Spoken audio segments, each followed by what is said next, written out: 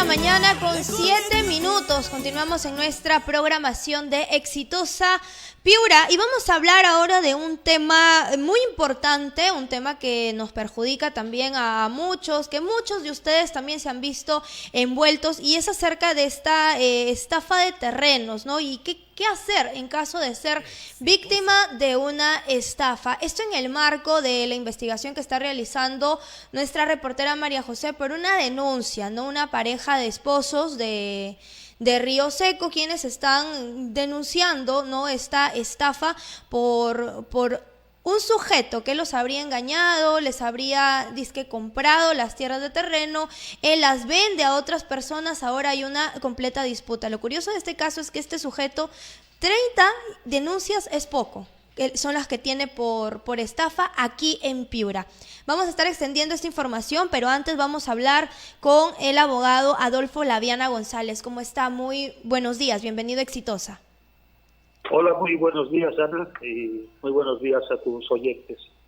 Aquí encantado de poder, si en lo posible, aclarar o clarificar este tema que estás comentando. Muchas gracias, doctor, por acompañarnos esta mañana.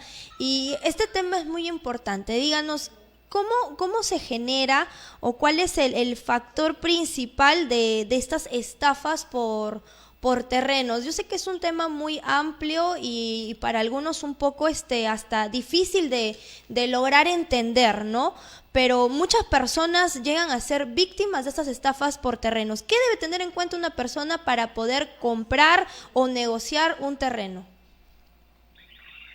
Pues sí, es conflictivo, y es conflictivo sobre todo porque, miren, el Código Penal establece muchos delitos. Algunos son un poco fáciles de interpretar y otros, como el delito de estafa, es un poco más complejo. Y cuando estamos hablando de terrenos, en el cual afecta pues a personas que tienen puesto una determinada ilusión, pues claro, la situación se torna a veces un poco complicada. Pero vamos a intentar aclarar un poquito que una cosa es la estafa entendida en el lenguaje coloquial y otra cosa es la estafa entendida en el lenguaje penal. En el lenguaje coloquial, cuando alguien incumple una palabra, por ejemplo, uno ha quedado con alguien para comprar un reloj y ese reloj lo paga y no funciona, dice que le ha estafado. Y eso forma parte del ámbito coloquial. Pero en el delito de estafa, y bien estabas indicando que esos denunciantes decían que les habían engañado, en el delito de estafa, para que el delito de estafa se configure en la vía penal, tienen que darse 5 requisitos. Un primer requisito consiste en utilizar un medio fraudulento, por ejemplo, el engaño, ¿no? Un segundo requisito es el que ese medio fraudulento mantenga o que cree un error en la víctima, ¿no? Después, que exista una disposición patrimonial, es decir, que alguien pague dinero, se desprenda de su patrimonio. Un cuarto punto tiene que ser que ese dominio, ese dinero pase al estafador, pase del dominio de la víctima al dominio del estafador. Y al mismo tiempo que exista, en quinto lugar, un perjuicio económico. Pero claro, así parece sencillo, pero la Corte Suprema estableció que, claro, un delito de estafa tiene que cumplir un requisito más. Y ese requisito es que la persona, la víctima, en realidad no pudiera tener o no pudiera sospechar que esa disposición patrimonial era mediante un engaño. Y vamos a ver cómo explicamos esto para que lo podamos entender. Y si lo entendemos, vamos a entender por qué muchas veces las denuncias de estafa no proceden, terminan sí, en un archivo. Supongamos que una persona quiere vender un trozo de terreno de la Plaza de Armas de Piura. Y hay una persona que lo compra. Y esa persona que lo compra y que paga dinero, dice que le ha estafado. ¿Sería posible pensar por una persona normal que se podría comprar la Plaza de Armas? Bueno, da la impresión de que con el conocimiento normal de una persona sabe que la Plaza de Armas es del Estado y por lo tanto no podría venderse, y mucho menos por trozos.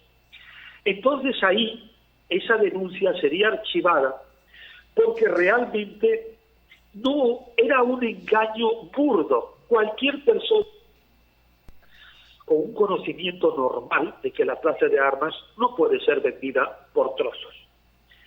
Pero podemos ir más allá. ¿Qué sucede si el terreno que están vendiendo estuviera inscrito en registros públicos a nombre de una persona que no es la persona que te está vendiendo el terreno? ¿Tendrías una persona posibilidad de poder obtener información de que esa persona que vende el terreno en realidad no es el propietario del terreno? Bueno, solo tendría que ir a registros públicos, solicitar una partida electrónica de ese bien y ahí obtendría la información de quién es el titular. Si tiene esa posibilidad, desgraciadamente, la denuncia de estafa tampoco prosperaría. Y a eso se le denominó por la Corte Suprema una autopuesta en peligro, es decir, una persona que es engañada, pero es engañada porque él quiere. No es un engaño suficiente. Este delito, nuestra jurisprudencia ha adoptado la postura del Código Penal español y del Tribunal Supremo español, que en su artículo 248, numeral 1, establecen que tienen que utilizar un engaño bastante, o sea, un engaño fuerte. Ahora, doctor, lo que entendemos hasta el momento es que tal vez las personas por desconocimiento son estafadas, ¿no? Y es por esto que las denuncias en muchas ocasiones se archivan, ¿no? Pero ¿qué debería tener en cuenta entonces una persona cuando quiere comprar un terreno, un predio? ¿Qué es lo primero que debe, la primera documentación que debe comprobar?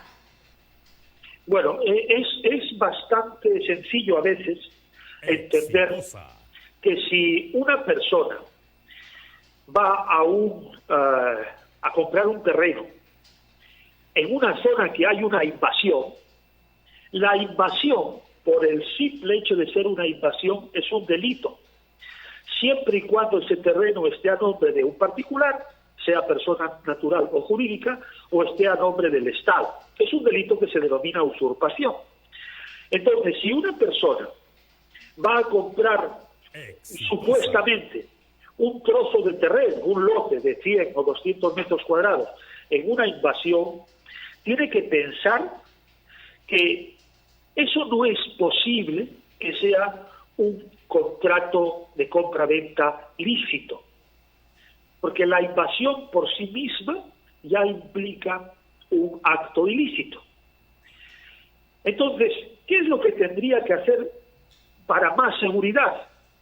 Solicitar al vendedor el informe o el número de partida electrónica que acredita que ese bien que está vendiendo es suyo, incluso si es un trozo que esté independizado. Y digo esto porque a veces entramos en el delito de estafa de una manera coloquial, cuando realmente lo que está sucediendo con esa conducta no es un delito de estafa. Mira, Ana, el delito de estafa parte del derecho romano que le llamaba estelionato. Y ha llegado, como antes los romanos utilizaban estelionato para todo aquel delito en el cual hubiese un engaño, después se ha ido, con el transcurso de los cientos de años, se ha ido especializando el delito. Y tenemos que ese engaño se utiliza en el delito de estafa.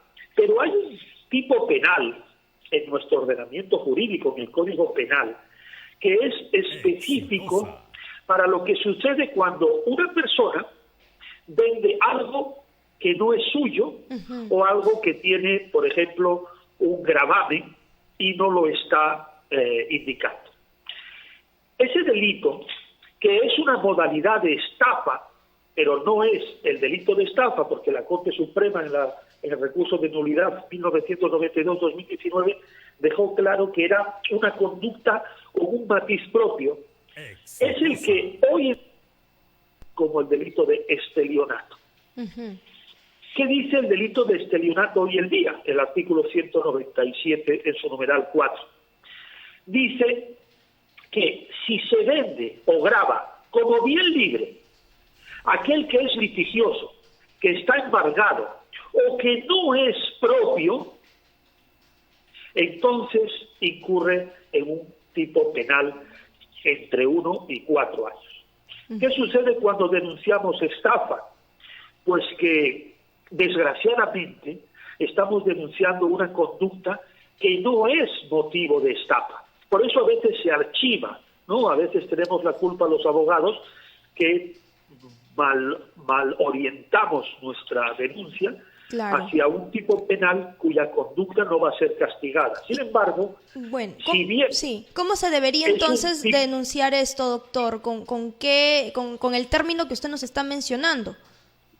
Así es, cuando estamos hablando del caso particular que usted está comentando de unos señores que compran un terreno, que se consideran estafados, que les han engañado, ellos están hablando efectivamente del delito de estafa, pero la cuestión que se va a plantear en un proceso penal es, voy a poner un ejemplo, ¿no? ¿Usted cree, le preguntarían a la víctima, ¿no? ¿Usted cree que va a comprar un trozo de terreno al lado de una autopista o de una vía rápida que no tiene ningún tipo de servicios ni nada, un trozo de terreno de 200 metros cuadrados, de 500 metros cuadrados, de 100 metros cuadrados por 5.000 soles? O sea, ¿cree posible que a día de hoy pueda ocurrir eso? Porque los terrenos vienen a estar normalmente en los 8, 10.000, 5.000 soles. Por ahí lo suelen vender los llamados, entre comillas, traficantes de terreno, ¿no? Claro. Entonces, claro, se dejan engañar. Bien puede ser por la ignorancia, pero la verdad es que en esto la ley es inflexible, ¿no? El desconocimiento no es un eximente, ¿no? Entonces, el delito correcto en esos casos sería el delito de estelionato, de esta modalidad de estafa que le estoy comentando, que ahí la conducta sí que es correcta. Es decir, es una persona o natural o jurídica, que le vende a otra persona un trozo de terreno, 2 líneas en el suelo, 4 líneas en el suelo, cuando en realidad no son suyas.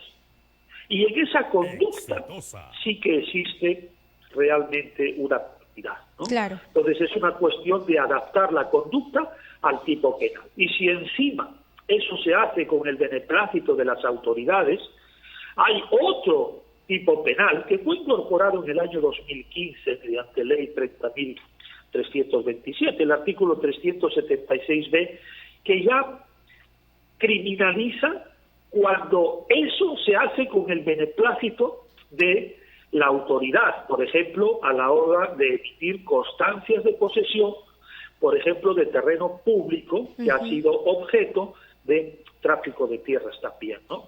Ahí sí que se puede denunciar al funcionario público por haber realizado esa validación a todas luces ilegal de un terreno usurpado. Claro, cuando, por ejemplo, en el caso de las invasiones, ¿no? Pero aquí también entra un detalle, doctor, es el tiempo de años que llevan viviendo aquí las personas. ¿Cómo se maneja en ese caso? Claro, o sea, hay muchas circunstancias. Mire, el delito de estafa, decía un profesor mío español, Maillo, que el delito de estafa es un delito de inteligentes. ¿Por qué? Porque se basa en el engaño, en la astucia, en el ardid y además con el beneplácito de la víctima. Porque la víctima muchas veces sabe que le están engañando, pero acepta el engaño y después si le sale mal protesta, denuncia, pero acepta el engaño porque cree que va a obtener un beneficio mayor. Y esa es una mentalidad inteligente por parte del estafador. O sea, no es que el estafador sea una persona que un día se levantó y le dio por hacer eso, sino que suele estar perfectamente maquinado, perfectamente organizado, para que en caso de denuncia sea archivado la denuncia por el tipo penal de estafa, ¿no? Claro. Y la persona que está conviviendo, por ejemplo, Perú es una ciudad, es un país costumbrista, donde la costumbre prepondera en la gente, ¿verdad? Pero la costumbre no es la primera fuente del derecho. Entonces, ¿qué sucede? Que por encima de la costumbre está la ley. Pero, doctor, y el desconocimiento de la ley hace que muchas veces las víctimas no vean colmado su escarnio, su engaño, porque realmente desconocen cómo debieran de haber actuado para poder denunciar con un cierto éxito la situación que le ha ocasionado un perjuicio. Usted menciona algo muy importante, muy interesante, es que esta persona, la persona estafadora, no es una persona muy hábil, astuta, inteligente, que logra engañar a otra persona para que efectivamente pueda ser estafada. Pero si hablamos de un estafador que ha cometido esto sin exagerar, 50 veces, ¿no se trataría ya de un peligro para la sociedad, de una persona que con su intelectual o con esta, utilizando, ¿no?, estas artimañas, hace daño ya a una sociedad? ¿No le parece esto ya un poco sospechoso tal vez al juez o a la justicia de que esta persona tenga tantos, digamos, antecedentes de denuncia tras denuncia?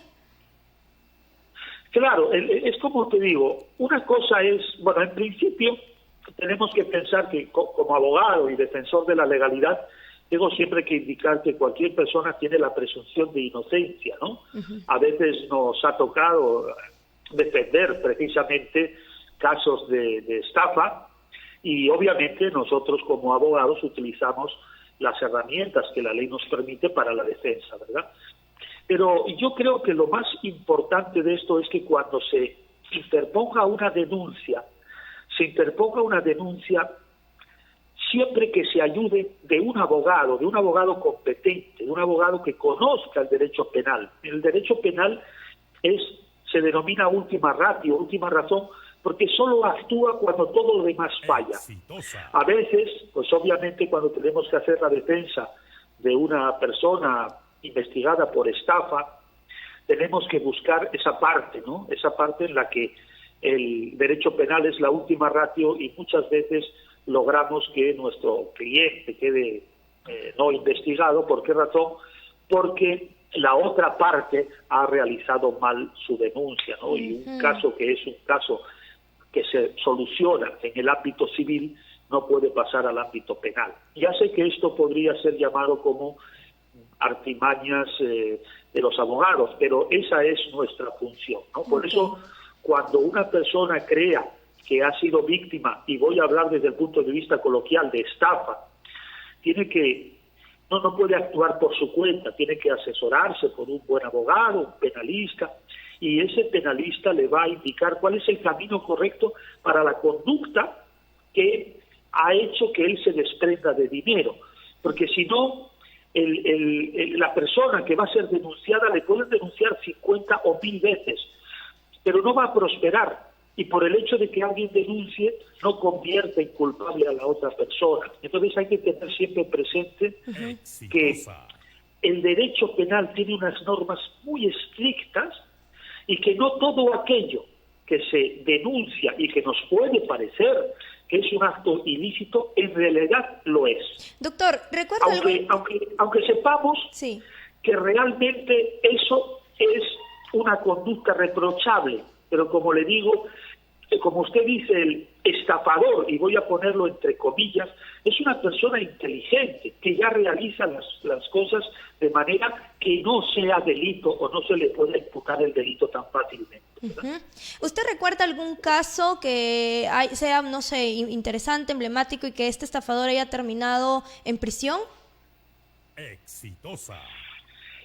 Claro, hay muchísimos casos, ¿no? Nosotros, por ejemplo, en nuestro despacho llevan varios casos de estelionato en los cuales pues han sido condenados. Hay que si bien es cierto direccionarlos que bien. las condenas de primer delito no conllevan una pena de prisión efectiva, pero tienen la importancia de que en la reparación civil que se paga al cliente, pues él recupera el dinero, ¿no? Recupera lo que invirtió y recupera algo más por daño moral, ¿no? Pero la mayoría de las veces, como digo, si partimos de una denuncia no basada en la ley, sino basado más en el corazón, entonces esa denuncia va a terminar siempre como archivada, ¿no? El fiscal tiene las manos atadas, vamos a decir. Yo entiendo que la gente a veces puede no entender el lenguaje jurídico porque es un poco complicado, pero el fiscal a veces tiene las manos atadas cuando una persona va a denunciar